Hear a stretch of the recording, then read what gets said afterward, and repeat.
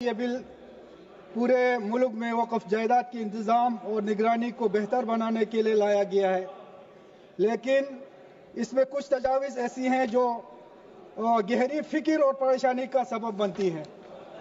ये तजावीज़ सिर्फ मुस्लिम बरादरी की मजहबी और तहज़ीबी वरासत को मुतासिर नहीं करेंगी, बल्कि आईनी हुकूक और मजहबी आज़ादी पर भी सवाल उठाती है। स्पीकर सर, इस बिल के तहत मरकज़ी वक़्फ़ कौंसिल और रियासती वक़्फ़ बोर्ड में गैर मुस्लिम अफराद की तकर्री की तजवीज़ दी गई है। ये सिर्फ एक इंतज़ामी तब्दीली नहीं बल्कि एक आईनी सवाल भी उठाता है। वक़्फ़ जायदाद इस्लाम की मजहबी रवायात से जुड़ी हुई है। मस्जिद, दरगाह और वक़्फ़ बोर्ड के तहत चलने वाले दूसरे मजहबी इदारे हमेशा मुस्लिम बरादरी के ज़ेर इंतज़ाम रहे हैं। इसलिए वक़्फ़ बोर्ड मुस्लिम बरादरी के मजहबी आज़ादी का एक अहम हिस्सा है। ये नए काम हमारे आईनी दायरे में आर्टिकल 26 की खिलाफ वर्जी करते हैं, जो हर मजहबी तबके को अपने मजहबी कामों के इंतजाम खुद करने का हक देता है। अगर गैर मुस्लिम अफराद को वक़्फ़ बोर्ड में शामिल किया गया तो ये मुस्लिम बरादरी के मजहबी हुकूक में सीधी मुदाखलत होगी।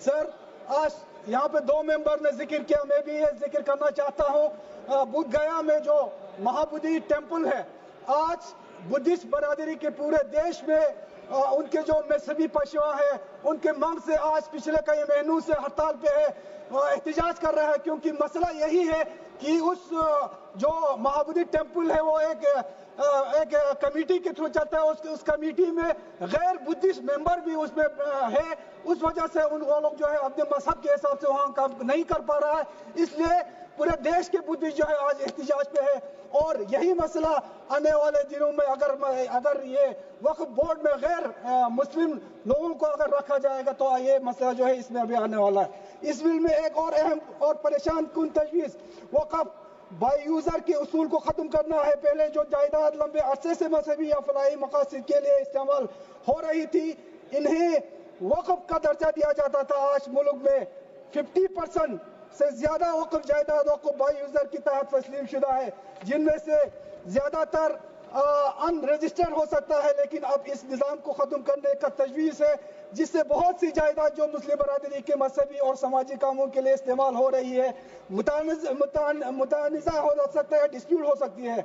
जो जायदाद 100 साल 200 साल या इससे भी ज्यादा अरसे से मजहबी कामों के लिए इस्तेमाल हो रही है, अब वो कहाँ से रजिस्ट्रेशन करवाएंगे? सर, इस बिल के तहत अपने ही जायदाद को वक्फ करने के लिए जो 5 साल की मजहबी इबादत लाजमी करार दी गई है, क्या ये आइन के आर्टिकल 25 के खिलाफ वर्जी नहीं है, जो कि हर शख्स को मजहबी आज़ादी का बुनियादी हक देता है?